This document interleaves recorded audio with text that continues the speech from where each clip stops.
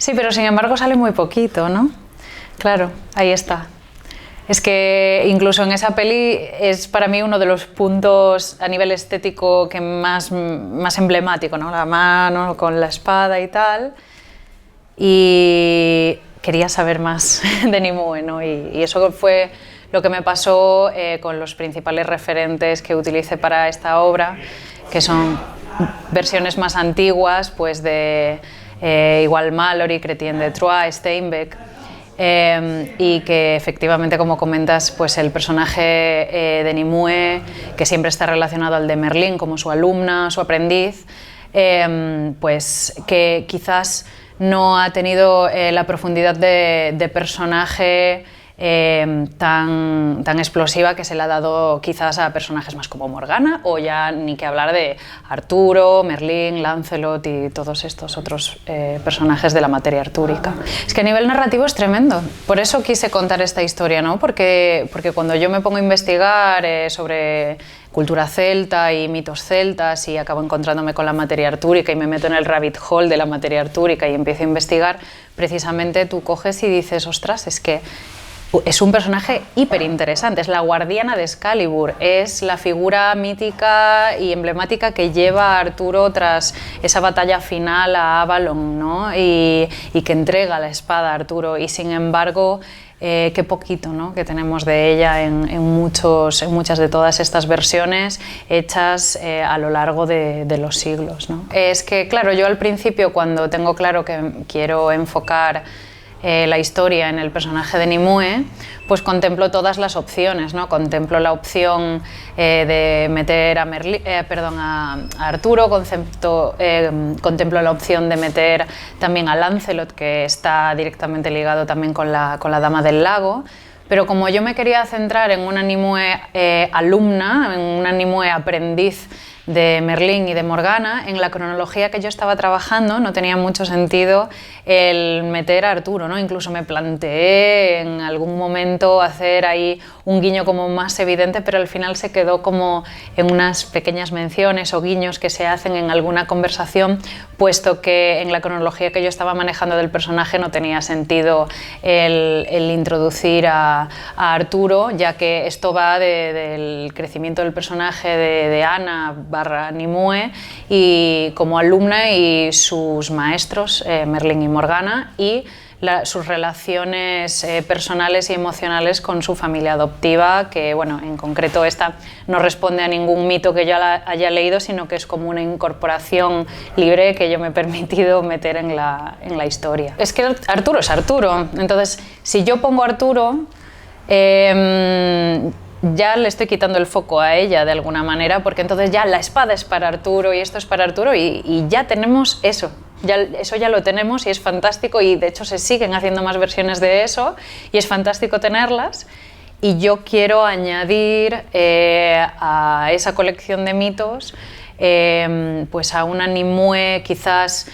más poliédrica y que dista quizás pues de las versiones hechas con sensibilidades de otras épocas, ¿no? Medievales y demás, de hace siglos. Y para ello he de centrarme en ella, en los personajes con los que ella establece lazos afectivos y en sus maestros. En los retratos en los que yo me inspiré principalmente cuando estaba investigando sobre Nimue, a ella siempre se la pone pues, como que sí, un poco Lolita, que utiliza sus malas artes de mujer para robarle el conocimiento a Merlín y así, bueno, como una tipa muy perversa. Y yo personalmente, en mi experiencia también como chica inquieta, que he intentado ir más allá en muchos aspectos de mi vida, necesitaba, cuando yo me topé con este personaje, al tratarlo yo, pues cubrir y enriquecer, por así decirlo, al personaje con mis vivencias personales también como chica inquieta, ¿no? Entonces, también es cierto que bueno, no creo tampoco que personajes como Morgana en el libro sean necesariamente buenos o malos, es decir, me gusta moverme también en los grises, no me gustan mucho las cosas blancas o negras, me gusta que haya una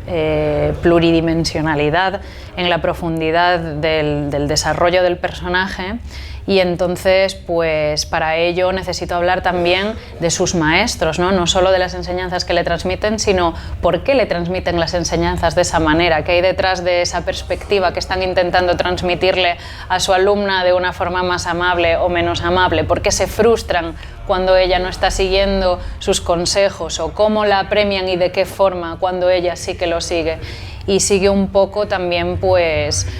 la historia de crecimiento personal del personaje. Sí, exacto, es una historia coming of age, particular, pero es una historia coming of age, claro. Claro, que sigue un poco esos tropos, y por eso vemos... Y ella no es la misma al principio que al final para nada, claro. Claro, porque hay mucha expectativa, ¿no?, alrededor, tanto por los granjeros, son las expectativas y las cargas que se le ponen a ella de lo que se espera de ella, tanto de los granjeros como que ella ocupe y llene ese espacio de esa pérdida, como de Morgana que se complete en los planes que ella diseñó y que no pudieron cerrarse quizás de la forma que ella hubiera querido, o de Merlín que responda a sus intereses personales de sus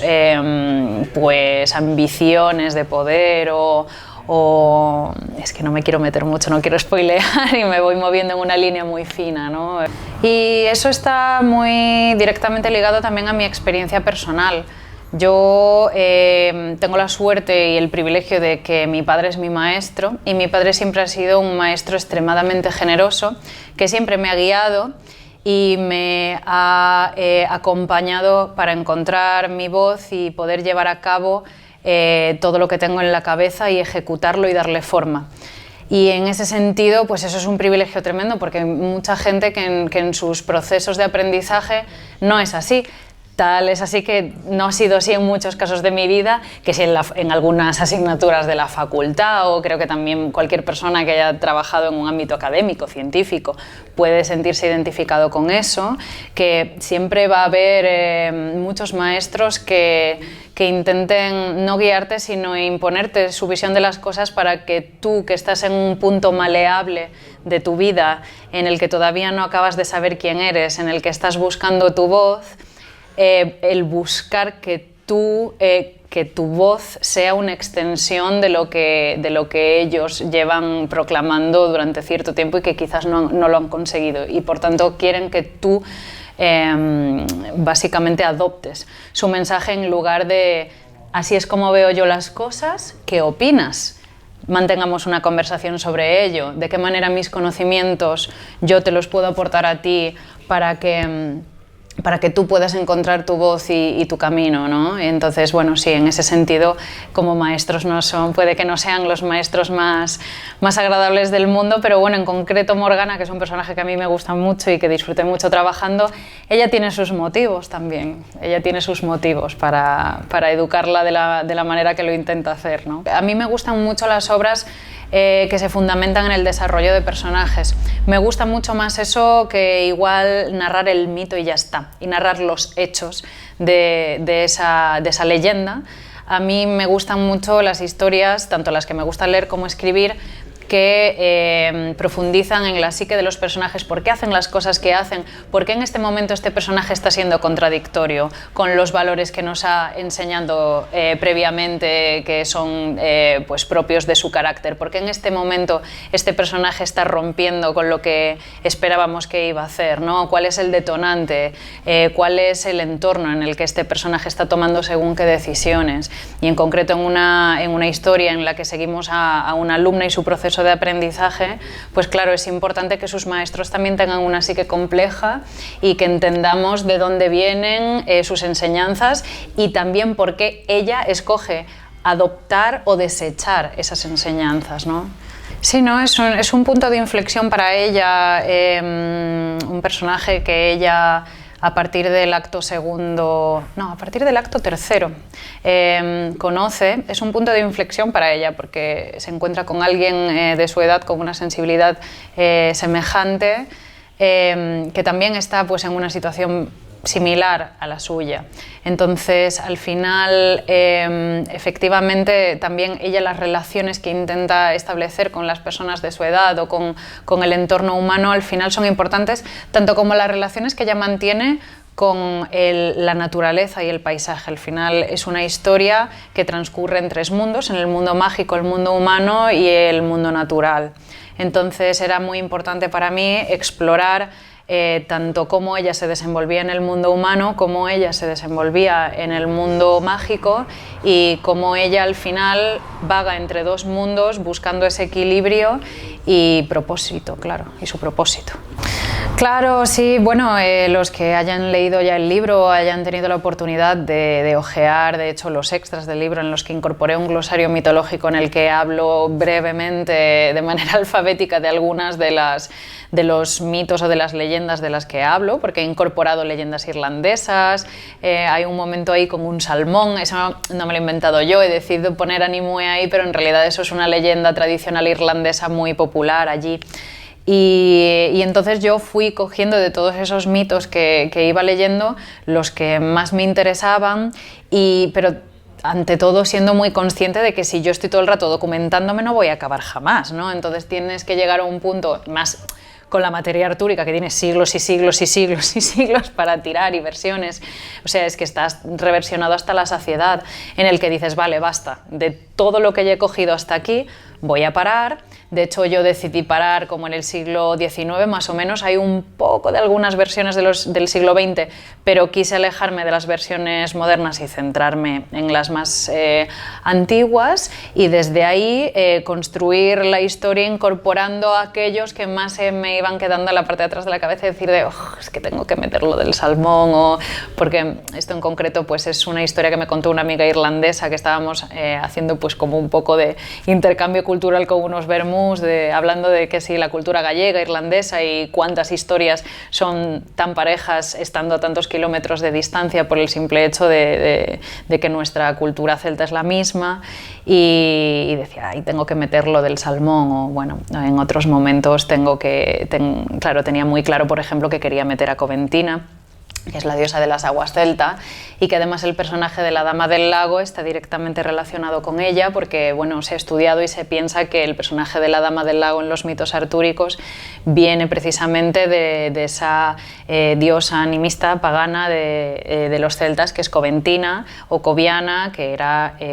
pues es una deidad a la que se le rendía culto en Galicia, la Bretaña francesa o Irlanda, ¿no? Entonces yo voy cogiendo las que también me sirven a mí para contar la historia que quiero contar. Yo desde el primer momento tengo claro que yo quiero hablar del proceso de crecimiento de este personaje, y cuáles de estas historias que, aparte de gustarme, me sirven también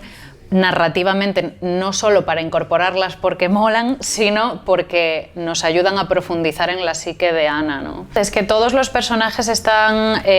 pues rodeados de esos mitos, y ante todo esta es una historia que surge de mi voluntad y de yo querer hablar de estos mitos y que rodean, bueno, que forman parte de la base de mi cultura. Entonces,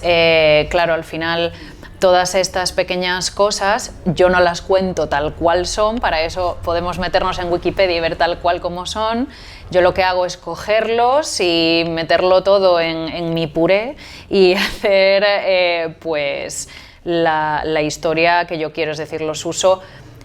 para que me sirvan a mí para hablar de Nimue, ante todo. El conocimiento es poder y el conocimiento es autonomía. En el momento en el que tú empiezas a saber más, esa autonomía te da libertad, y por lo tanto esa libertad te puede permitir que tú quieras salirte del rol que se te ha asignado. Entonces, tiene que haber un sistema para impedir que tú hagas eso. Y generalmente pues eso pasa por enmarcarte dentro de una lacra social que te aparte de los demás, ¿no? Entonces, claro, las figuras de las brujas, y a pesar de que, bueno, no es que yo en esta historia hable de brujas per se, pero sí que se utiliza el concepto de bruja como eres diferente, estás yendo más allá, o no nos gusta la manera en la cual tú estás viviendo tu vida o relacionándote con tu entorno, porque no se ajusta a las expectativas que nosotros tenemos puestas para ti. Por lo tanto, no te preocupes, que aquí tenemos un set maravilloso de barreras que ponerte para que no vayas más allá, ¿no? Pues mira, hay un capítulo de Hellboy que había leído en el que sale Nimue, si mal no me equivoco, que me había gustado bastante. Y también, claro, es que a mí me gustan mucho los mitos medievales y de nuevo es que son los que utilicé para documentarme para el libro, de nuevo, Chrétien de Troyes, Steinbeck y Malory, que son autores de siglos diferentes. Y me gustaba, pues obviamente, el trabajazo que hicieron todos estos académicos de dedicar toda su vida a hablar de esto. Y la Mort d'Arthur me gustó mucho, también porque es uno de los que trata más el personaje de Nimue. Y bueno, claro, sí, pues me gusta mucho Excalibur y obviamente no puedo negarlo, la versión de Disney a mí me fascina, ese Disney Edad de Oro, años 60, con la línea toda hecha a mano, que casi puedes ver los trazos del lápiz cuando Merlín, todo alocado, se va moviendo y va cambiando de formas. Lo llevo mucho en el corazoncito y es una imagen de Merlín fantástica y preciosa que de hecho contrasta mucho con el retrato más medieval de hecho que yo hago con el Merlín de mi libro, ¿no? Así como con Nimue he decidido irme a una visión más contemporánea. Con Merlín, como ya tenemos muchas versiones contemporáneas, quise irme a un Merlín más medieval que quizás tenemos más olvidado, ¿no? Entonces sí, te diría esas. Pues nada más, muchísimas gracias. Muchísimas gracias a ti. Que vea muy bien la vida. Muchas gracias, ojalá que sí.